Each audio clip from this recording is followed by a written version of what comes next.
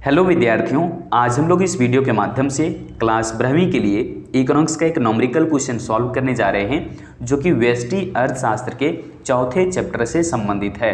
Question बहुत ही आसान है, सिर्फ आपको समीकरण पर ध्यान देना होगा कि किस प्रकार से मांग का समीकरण दिया रहता है और किस प्रकार से पूर्ति का समीकरण दिया रहता है। फिर आप आसानी से जो है ना संतुलन की मात्रा, संतुलन मूल्य सब कुछ आसानी से तय कर सकते हैं। देखिए क्वेश्चन में क्या कह रहा है। क्वेश्चन कह रहा है कि मान लीजिए कि नमक की मांग तथा पूर्ति वक्र को इस प्रकार दिया गया है। मतलब कि यहाँ पर दो समीकरण दिए हुए हैं, एक है मांग का समीकरण और दूसरा है पूर्ति का समीकरण।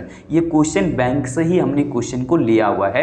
आप अगर क्वेश्चन बैंक के पेज नंबर 27 पर जाते हैं ना, पेज नंबर 27 पर जाते हैं तो वहां पर ये क्वेश्चन आपको मिल जाएगा। ठीक है, अब यहाँ पर देखिए क्वेश्चन में थोड़ी सी गड़बड़ी क्या है कि मांग का समीकरण तो बहुत अच्छा लिखा हुआ है, लेकिन पूर्ति के समीकरण में भी माइनस लगा दिया है। यहाँ पर माइनस नहीं होगा बल्कि प्लस होगा। ऐसा क्यों, हम आपको बता रहे हैं। देखिए हमेशा से मांग के नियम के अनुसार हम लोग क्या जानते हैं कि मूल्य और मांग में कैसा संबंध है, विपरीत संबंध है। हम लोग जानते हैं ना कि अगर मूल्य बढ़ जाता है तो मांग की मात्रा कम हो जाती है, और अगर मूल्य कम हो जाता है तब मांग की मात्रा अधिक हो जाती है। यानी कि यहाँ पर कैसा संबंध दिखा, नेगेटिव, यानी कि ऋणात्मक संबंध। इसीलिए मांग के समीकरण में हमेशा नेगेटिव साइन लगा रहेगा यहाँ पर। ठीक है, मतलब कि अब देखिए पूर्ति के लिए क्या हमने कहा, पूर्ति के लिए आप जानते हैं पूर्ति का नियम, और पूर्ति के नियम के अनुसार क्या होता है कि मूल्य बढ़ जाने पर पूर्ति क्या होती है, बढ़ जाती है, और मूल्य घटने पर पूर्ति क्या हो जाती है, घट जाती है। मतलब कि अगर पूर्ति के हिसाब से हम बात करें तो दोनों में यहाँ पर कैसा संबंध है, धनात्मक संबंध है, पॉजिटिव रिलेशन है। इसलिए मांग का समीकरण में हमेशा कहीं ना कहीं नेगेटिव साइन लगा रहेगा और पूर्ति के समीकरण में हमेशा जो है पॉजिटिव साइन लगा रहेगा। अब तो समझ आ गया है। अब ध्यान दीजिए क्या कह रहा है, कह रहा है कि संतुलन कीमत तथा संतुलन मात्रा ज्ञात कीजिए। ये बहुत ही आसान क्वेश्चन है, यानी कि अब हम इसे अंग्रेजी में कहें तो क्या होगा। अंग्रेजी में देखिए हमने कैसे लिखा हुआ है, कह रहे हैं कि let demand and supply curve of salt is given as. मतलब कि यहाँ पर नमक का जो मांग और पूर्ति वक्र है ना वो दिया हुआ है। पहला समीकरण आपको मैंने बता दिया मांग का समीकरण है, और दूसरा जो समीकरण है ये पूर्ति का समीकरण है। और यहाँ पर क्या फाइंड करने बोल रहा है, equilibrium quantity and equilibrium price. तो हम लोग जानते हैं जब हम लोगों ने पूर्ण प्रतियोगिता बाजार पढ़ा हुआ था तो वहाँ पर मैंने आपको समझाया था कि जहां पर मांग और पूर्ति दोनों आपस में बराबर हो जाती है वहीं पर संतुलन मूल्य और संतुलन मात्रा का निर्धारण होता है। अब यहां पर ध्यान से देखिएगा हम क्या कह रहे हैं।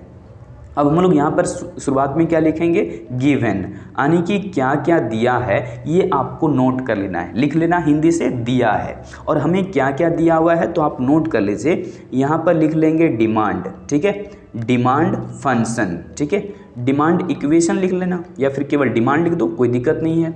यहाँ पर डिमांड इक्वेशन कितना है तो 1000, यानी कि 1000 माइनस में क्या है, P है। ठीक है, ये पहला है समीकरण, ये आपका क्या है, पहला इक्वेशन है। दूसरा देखिए लिखा हुआ है सप्लाई के लिए, तो हम लिख देते हैं यहाँ पर केवल सप्लाई, यानी कि पूर्ति। और पूर्ति कितना है 700, माइनस में नहीं बल्कि प्लस में यहाँ पर हो जाएगा 2P। तो ये दूसरा इक्वेशन हो गया। तो ये दोनों इक्वेशन तो हमने अब लिख दिया। अब हम लोग क्या जानते हैं, है ना, हम लोग जानते हैं कि कोई भी वस्तु का कीमत या फिर कोई भी जो संतुलन मात्रा की यहाँ पर बात कर रहा है वो तभी होगा जब मांग और पूर्ति दोनों बराबर हो जाएं। मतलब कि यहाँ पर हम लिखेंगे एट इक्विलिब्रियम पॉइंट। क्या लिखेंगे, एट इक्विलिब्रियम पॉइंट, यानी कि संतुलन के बिंदु पर। हम हिंदी से बोल दे रहे हैं संतुलन के बिंदु पर क्या होता है, डिमांड इक्वल टू हो जाता है सप्लाई। ठीक है, मतलब कि अब दोनों इक्वेशन दिए हुए हैं, दोनों को इक्वेट कर दो। डी के साइड में अगर आप लिखना चाहो क्यूडी तो क्यूडी लिख सकते हैं, यहाँ पर क्यूएस लिखना चाहो तो लिख सकते हो। तो क्यूडी कितना दिया हुआ है देखिए ये वाला, यानी कि 1000 आप कर दीजिए 1000 माइनस में क्या हो जाएगा P, और इधर इक्वेट में कितना हो जाएगा इक्वेशन में 700 प्लस में कितना हो जाएगा 2P। बहुत ही आसान क्वेश्चन है। अब देखिए आगे आपको क्या करने हैं, आगे आप जो है ना P को एक साइड में कर दो और जो यहाँ पर कांस्टेंट वैल्यू उसको एक साइड में कर दो। तो हम इधर 1000 का 1000 ही रहने दिए और ये 700 को इधर ले आएंगे तो माइनस में आ जाएगा 700। ठीक है ना। अब यहाँ पर देखिए 2P है तो 2P रहने दीजिए इधर ही। अब यहाँ पर जो इधर माइनस में था ना P, उसको आप इधर लाएंगे तो हो जाएगा प्लस में P, ठीक है। तो यहाँ पर आप घटाइए, पहले 1000 में से 700 माइनस करेंगे तो आपका बचेगा 300, और इधर अब जाएंगे जब तो कितना आ जाएगा 3P। तो P बराबर आपका कितना आ जाएगा ये बताइए। तो P बराबर आपका आ जाएगा केवल 100। कितना आ जाएगा 100। अगर आपको नहीं समझ में आया तो हम ऐसे कर लेते हैं 300, और चूंकि P के साथ यहाँ पर जो कोफिशिएंट टर्म है वो 3 है, तो 3 यहाँ पर आप भागा में चला जाएगा, तो P बराबर कितना आ जाएगा आपका 100 आ जाएगा। अब तो क्लियर है ना। तो यानी कि इक्विलिब्रियम जो प्राइस निकला हमारा, जो इक्विलिब्रियम प्राइस निकला वो कितना निकला यहाँ पर 100 निकला, ठीक है। अब ये तो पता चल गया कि ये संतुलन क्या जो है ना क्या है, संतुलन मूल्य है, यानी कि इक्विलिब्रियम प्राइस हमारा 100 है। अब अगर हमें यहाँ पर मात्रा कह दिया है तो हम मात्रा भी कैलकुलेट कर सकते हैं। देखिए कैसे निकलेगा मात्रा। सो हम लोग क्या जानते हैं कि किसी भी एक इक्वेशन पर पुट कर देना है, P का वैल्यू जो 100 आया है, तो हम लोग यहाँ पर क्या जानते हैं कि एट इक्विलिब्रियम, ठीक है, एट इक्विलिब्रियम प्राइस, ठीक है, एट इक्विलिब्रियम प्राइस क्या लिखेंगे कि डिमांड एंड सप्लाई दोनों क्या होते हैं, बराबर होते हैं, ठीक है। आप चाहें तो QD और यहाँ पर QS फिर से कह रहे हैं कि लिख लेना, कोई दिक्कत नहीं।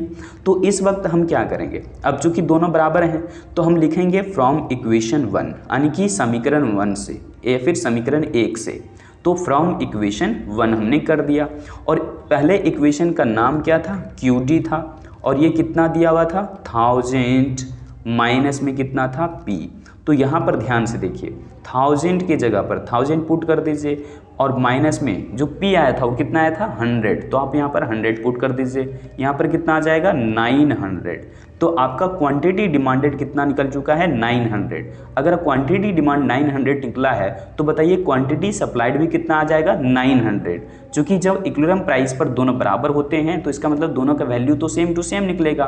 तो आप चलिए इक्वेशन 2 से भी हम आपको कैलकुलेट करके बता देते हैं।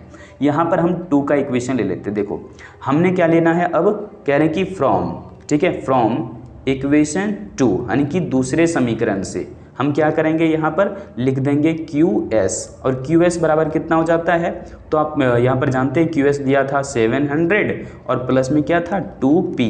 तो अब देखिए 700 का 700 रहने दीजिए, और P बराबर कितना था 100, तो 2 इंटू कितना आ जाएगा 100।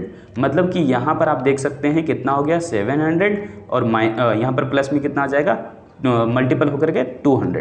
तो यहाँ पर 700 और प्लस 200 कितना हो गया फिर से ये 900। मतलब देख सकते हैं क्वांटिटी सप्लाइड भी आपका निकला कितना 900, और क्वांटिटी डिमांडेड भी कितना निकला 900। तो दोनों चीज़ें तो आपने कैलकुलेट कर लिया है। लेकिन अगर आप चाहते हैं कि इन्हीं चीज़ों को हम डायग्राम में शो भी कर दें तो बहुत अच्छी बात है, आप इसको दिखा सकते हो। ग्राफिकल रिप्रेजेंटेशन आप कर दो, ग्राफिकल है ना प्रेजेंटेशन लिख देना यहाँ पर, ग्राफिकल प्रेजेंटेशन यानी कि ग्राफीय प्रदर्शन या फिर प्रस्तुतिकरण, ठीक है, ग्राफीय प्रस्तुतिकरण। तो ग्राफिकल प्रेजेंटेशन आप लिख देना, और फिर आप जो है Y axis X axis draw कर लेना, ठीक है। और हम लोग जानते हैं मांग की मात्रा किधर रहता है और पूर्ति की मात्रा किधर रहता है, X एक्सिस पर। तो इसीलिए तो इसको बोलते हैं क्वांटिटी एक्सिस। तो आप यहाँ पर नाम दे दो, क्वांटिटी केवल लिख दो, समझ में आ जाता है बात, ठीक है। और यहाँ पर Y एक्सिस पर क्या लिखोगे, प्राइस लिख देना, ठीक है। इतना सा काम हो गया है। अब हम लोगों को एक काम करना है, वो क्या है बताते हैं आपको। यहाँ से आप क्या करना ना, यहाँ से आप जानते हैं मांग वक्र कैसा होगा, तो मांग वक्र डाउनवर्ड स्लोपिंग होता है इस प्रकार से। तो आप कर दो DD, क्या कर देगा DD कर देना, ठीक है। और उसके बाद सप्लाई कर्व कैसा होता है, अपवर्ड स्लोपिंग होता है। तो आप इसको ऐसे ड्रॉ कर देना, ठीक है, SS। और जहाँ पर दोनों कटे हैं ना, अब चूंकि X एक्सिस पर क्या है क्वांटिटी है, तो आप इधर ड्रॉ कर दो। तो ये आपका जो है ना क्वांटिटी निकल करके आ गया। इक्विलिब्रियम क्वांटिटी जो आपका निकला था वो कितना था 900 यूनिट, ठीक है। और जो इक्विलिब्रियम प्राइस होगा वो कितना होगा, तो इक्विलिब्रियम प्राइस आपका कितना निकल करके आ गया था, तो P बराबर था केवल 100, ठीक है। P कितना था 100। तो इस पॉइंट को हम इक्विलिब्रियम पॉइंट बोल देंगे, E यानी कि जहाँ पर हमारा क्या है क्वांटिटी डिमांडेड यानी कि QD इज इक्वल टू क्या है QS है। उम्मीद है समझ आ चुका होगा आपको बहुत बढ़िया तरीके से। और अगर ये क्वेश्चन आपको पूछता है तो पूरे के पूरे अंक आप आसानी से उठा सकते हो, है कि नहीं, क्योंकि बहुत ही आसान है। तो उम्मीद है आपको ये कंसेप्ट समझ में आ चुका होगा। फिर से हम मिलेंगे अगले वीडियो कंटेंट के साथ, तब तक रखने इतना ही। जय हिंद।